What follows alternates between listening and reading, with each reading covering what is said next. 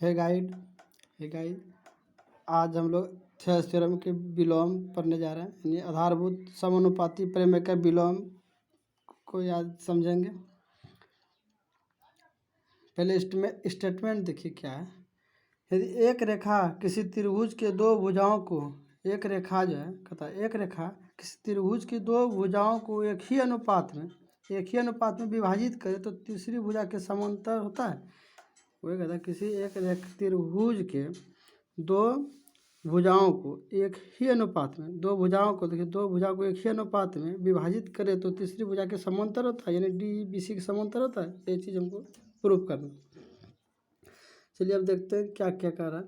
दिया गया है त्रिभुज में ए बी सी त्रिभुज में डी ए बी तथा ए सी को इस प्रकार से A B D A B तथा ए सी को इस प्रकार विभक्त करता है कि ए डी बटे बी डी ए ई बटे ई सी। इस तरह से दिया गया है त्रिभुज में, इस हिसाब से अनुपात में विभाजित करें तो तीसरी भुजा का समांतर होता है। यही चीज़ हमको प्रूफ करना।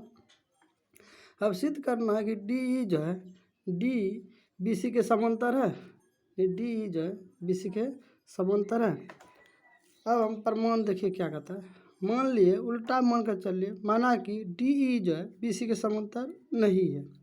अगर ये इसके समांतर नहीं है तो D E dash B C के समांतर होगा। जब ये समांतर नहीं है, उल्टा मान कर चले हैं, अगर मान लिया कि ये समांतर नहीं है तो डी ई डैश और बी सी एक दूसरे के समांतर होंगे।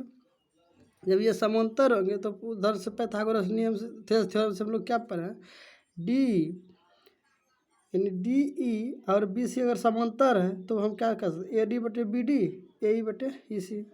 अगर समांतर था तो वही नियम पढ़े थे थेल्स थ्योरम के, तो ए डी बटे डी बी ए ई बटे ए ई डैश बटे ई सी। इसको पहला समीकरण मान लिया, इसको थेल्स थ्योरम से लिख दिया। फिर देखिए ए डी और डी बी, लेकिन इस हिसाब में दिया गया है ए डी बटे डी बी और ए ई बटे ए सी हिसाब में दिया गया है। इसको दूर कर दिए, दिया गया है इसलिए यहाँ उतार दिए। अब देखिए एक और दो से देखिए दोनों एक ही चीज़ का मान है, ये दोनों बराबर है तो इसका मतलब ये दोनों भी क्या होंगे, बराबर होंगे। समीकरण एक एवं दो से ए ई डैश और ई डैश सी बराबर होंगे ए ई बटे ई सी के।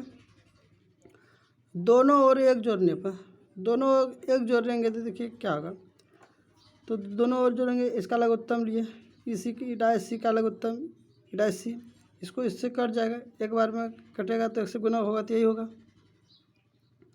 प्लस इसको एक भाग देंगे ई सी होगा ई डैश सी से गुना होगा तो वही होगा ई डैश सी। फिर इधर भी वही किया, ई सी का लघुत्तम ई सी, इसको अगर भाग देंगे एक बार में कटेगा, एक गुना ए ई तो ए ई प्लस एक से भाग देंगे ई सी होगा, ई सी गुना एक तो एक ई सी, एक से भाग देंगे ई सी हो गया, ई सी गुना एक करेंगे ई सी हो गया। अब देखिए ए ई डैश और ई सी ए सी के बराबर है। फिर इसको तो वहीं रहने दिए, ई डैश सी तो नीचे है तो ही है। फिर ए ई और ई सी ए सी के बराबर है, ई सी को ई सी लिए, ई सी को ई सी तो रहने ही दिए। परंतु यह तभी संभव है जब ई और ई संपाती हो। संपाती ये दोनों तभी बराबर होंगे जब ये संपाती होंगे। संपाती मतलब ये लाइन ई डैश इसी लाइन पे होंगे, संपाती मतलब एक ही लाइन पे होगा, तभी ऐसा संभव है। मतलब ये तभी संभव है जब ई और ई डैश संपाती हो। ये संपाती मतलब ये ई डैश एक ही लाइन पर होंगे। जब संपाती होंगे तब डी और डी डैश संपाती रेखा होंगे, मतलब डी और डी डैश यानी संपाती होंगे। जब ये संपाती होंगे तो एक ही लाइन पर होंगे, तब ये दोनों क्या होंगे, इसलिए डी और बी सी क्या है, समांतर है।